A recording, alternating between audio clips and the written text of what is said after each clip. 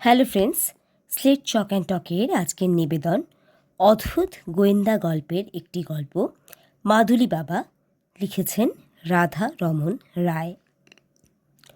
দেখুন কি আছে আমার হাতে। ডান হাতের থাবাটা আমাদের সামনে মেলে ধরে বললেন মাদুলি বাবা।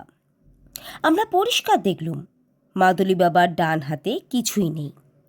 এবার তিনি বাঁ হাতটা দেখিয়ে বললেন, এ হাতে দেখুন, দুটো হাতই ভালো করে দেখুন। দেখেছেন? এবার বলুন, কিছু আছে আমার হাতে? উপস্থিত ভক্তবৃন্দ সবাই এক বাক্যে বলে উঠল, না, কিছুই নেই। মাদুলি বাবা সঙ্গে সঙ্গে দুহাত মুঠো করে আমাদের সামনে আবার মেলে ধরলেন। তারপর বললেন, এবার। আমরা অবাক হয়ে দেখলাম তার দু হাতে দুগাছি মুক্তোর মালা বিদ্যুতের আলোয় ঝলমল ঝলমল করছে, আর মাদুলি বাবা আমাদের চোখের দিকে তাকিয়ে বিশ্ববিজয়ীর মতো মৃদু মৃদু হাসছেন। একসময় মাদুলি বাবা এক সাহেব ভক্তের চোখের ওপর চোখ রাখলেন। বললেন, কি সাহেব, পরখ করে দেখতে চাও আসল মুক্তো কিনা? এই নাও ধরো। বলেই তিনি হার দুগাছি সাহেবের দিকে ছুঁড়ে দিলেন, আর সাহেব সঙ্গে সঙ্গে দু হাতে লুফে নিল। কিছুক্ষণ খুঁটিয়ে খুঁটিয়ে দেখে সাহেব হার দুগাছি মাদুলি বাবাকে ফিরিয়ে দিল, এবং আমি কিন্তু বেশ ভালোভাবেই লক্ষ্য করলাম তার চোখ থেকে এখনও অবিশ্বাসের ছায়া মুছে যায়নি। হয়তো আমারই চোখের ভুল হতে পারে, সাহেবদের নীল চোখের রহস্য হয়তো ধরতে পারিনি। মাদুলি বাবা সাহেবকে বললেন, আরও দেখবে? এই দেখো, আমার দুটো হাতই খালি, এই মুঠো করলাম, এই খুললাম, কি দেখছো এবার? না, এবার আর মুক্তোর হার নয়, তার চেয়েও দামি জিনিস। মাদুলি বাবার দু হাতে দুটো আংটি, দুটো আংটির মাথাতেই দুখণ্ড প্রকাণ্ড হিরে শোভা পাচ্ছে। আমি নিজে যদিও জহুরি নই, তবুও কেন জানি না আমার কেবলই মনে হচ্ছে এত বড় বড় হিরে শুধু ভারতবর্ষেই নয়, পৃথিবীতেই বিরল দেখা যায়। সাহেব হাত বাড়িয়ে দুটো আংটি মাদুলি বাবার কাছ থেকে নিয়ে নিল, তারপর ঘুরিয়ে ফিরিয়ে দেখতে লাগলো। মাদুলি বাবা আর সাহেবের দিকে ভ্রুক্ষেপও করল না। একটু পরে খানিকটা আনমনি বলে উঠলেন, আমাকে পরীক্ষা করবে মানুষ, তাহলেই হয়েছে। আমি আপনাদের সামনে ঘোষণা করতে চাই, একমাত্র ভগবান ছাড়া আমাকে পরীক্ষা করার অধিকার আর কারও নেই। বলেই তিনি একটু থামলেন, তারপর আবার বলতে লাগলেন, আপনারা আমাকে ভালোবাসেন, ভক্তি করেন, এটাই তো আমার পাশের খবর। স্বয়ং ভগবানই তো আমার এই পরীক্ষা নিয়েছেন। এ কি যাতা পরীক্ষা? মানুষের হৃদয় জয় করা কি আর যার তার কর্ম? প্রেম বললেই কি প্রেম হয়? মাদুলি বাবা থামতেই সাহেব আংটি দুটো তার হাতে ফিরিয়ে দিল, আর নিঃসংকোচে বলল, প্রেমের কথা রাখুন, আপনার অলৌকিক ক্ষমতার কথা বলুন। নিজের চোখেই তো দেখলেন, যা দেখলাম সে তো ম্যাজিক। ম্যাজিক তো লৌকিক ক্ষমতা। ম্যাজিক মানে? দুছড়া মুক্তোর মালা আর দুটো হীরের আংটি কি ভুয়ো? তাহলে তুমি দেখলে কি?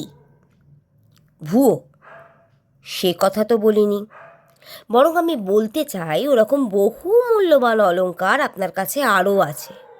আপনি কেবল একটু জাদুবিদ্যার আশ্রয় নিয়ে আমাদের এতগুলো লোককে ভেলকি দেখিয়ে দিলেন। ভেবেছেন এরকম করেই গণেশ হালদারের চোখে ধুলো দিতে পারবেন? কে? গণেশ হালদার? Private investigator Ganesh Haldar?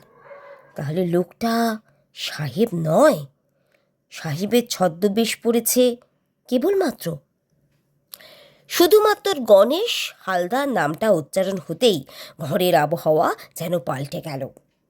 সবাই সাহেব বেশা গণেশ হালদারের দিকে অবাক হয়ে তাকাতে লাগলাম, কিন্তু মাদুলি বাবা দমলেন না।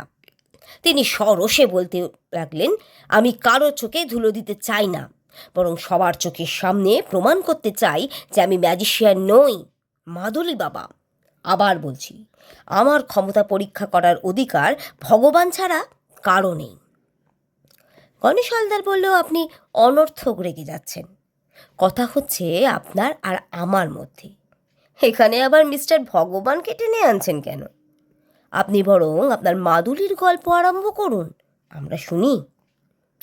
মাদুলি বাবার গলায় কয়েক গাছি মাদুলির মালা, বেশ বড় বড় মাদুলি, সংখ্যায় কম করেও 100-5। তুমি আমার সঙ্গে রসিকতা করতে এসেছো? জানো, টালিগঞ্জ থানার ওসি আমার পরম ভক্ত। আমার এই মাদুলি শরীরে ধারণ করে কত লোক রোগ থেকে মুক্ত হয়েছে সে খবর রাখো? সব খবরই আমি পেয়েছি। আপনার মাদুলির রহস্য আমার জানা হয়ে গেছে। এখন সেই জানা রহস্যটাই আমি উপস্থিত ভদ্রমণ্ডলীর সামনে উদ্ঘাটন করে দেব। তবে একটু অপেক্ষা করতে হবে। একটু আগে আপনি যে পুলিশ অফিসারের নাম করলেন, তিনি আর মিনিট 10-এর মধ্যেই এসে যাবেন। তার সঙ্গে সন্তোষ বিশ্বাসেরও আসার কথা। সন্তোষ বিশ্বাসকে চেনেন তো? বলি গণেশ হালদার মাদুলি বাবার চোখের দিকে বাঁকা চোখে তাকালো। স্পষ্ট দেখলাম গণেশ হালদারের কথায় মাদুলি বাবা বেশ চঞ্চল হয়ে উঠলেন। বললেন, তোমার মতো নাস্তিক লোকের সঙ্গে তর্ক করবার সময় আমার নেই। তুমি এখন যেতে পারো, আমার খুব কাজ আছে। কাজ আমারও আছে বটে, বলেই অগ্নিমূর্তি ধারণ করলেন মাদুলি বাবা। তিনি পকেট থেকে আচমকা আগ্নেয়াস্ত্র বার করে ফেললেন। গণেশ হালদার ব্যঙ্গ করে বলে উঠলেন, আমি এটাই চেয়েছিলাম। আপনারা সবাই মাদুলি বাবার স্বরূপখানা দেখেছেন তো? চুপ রাও! যদি ভালো চাও এখনই আমার আঁকড়া থেকে বেরিয়ে যাও, না হলে তোমার মাথার খুলি এই মুহূর্তে গুড়িয়ে দেব। উত্তেজনায় থরথর করে কাঁপতে লাগলেন মাদুলি বাবা। যাব বলেই গণেশ হালদার চোখের পলকে ঝাঁপিয়ে পড়ল মাদুলি বাবার ওপর। গায়ের জোরে গণেশ হালদার শিগগিরই মাদুলি বাবাকে কাবু করে ফেলল। তার হাত থেকে রিভলভারটা ছিনিয়ে নিল। ঠিক তখনই আমাদের সামনে উপস্থিত হলেন দুজন বিশিষ্ট পুলিশ অফিসার।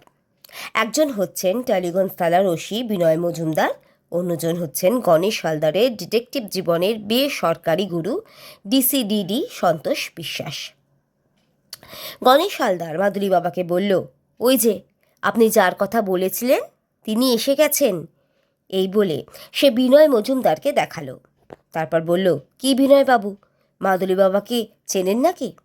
ভালো করে দেখুন তো ওর বদনখানা। বলেই সে মাদুলি বাবার নকল দাড়ি হাত দিয়ে টেনে উপড়ে ফেলল। আরে এ কে? জয়নগরের গোপাল চক্রবর্তী না? বললেন বিনয়বাবু। এখনও আপনার সন্দেহ আছে? এই মহাত্মাটির নাম একসময় সিবিআই এর খাতায় উঠেছিল। স্মাগলার হিসাবে এর যথেষ্ট কুখ্যাতি আছে, কিন্তু সিবিআই বা পুলিশ কোথাও এর পাত্তা পাচ্ছিল না। নিজের অলৌকিক ক্ষমতা বলে আজ উনি আমাদের কাছে ধরা দিলেন। না হলে আমাদের সাধ্য কি ছিল এর কেশাগ্রটুকুও স্পর্শ করি? একটু থেমে সে আবার বলল, এই যে মাদুলির মালাগুলো দেখছেন, এগুলোতে ভর্তি আছে সোনা। সে মালাগুলো খুলে ওসির হাতে দিল। এর পরের ঘটনা সংক্ষিপ্ত। মাদুলি বাবা ওরফে গোপাল চক্রবর্তী গ্রেপ্তার হলেন। আমরা অর্থাৎ মাদুলি বাবার ভক্তবৃন্দ যে যার বাড়িতে ফিরে গেলাম, আর প্রতীক্ষায় রইলাম কবে মাদুলি বাবার বিচার আরম্ভ হবে।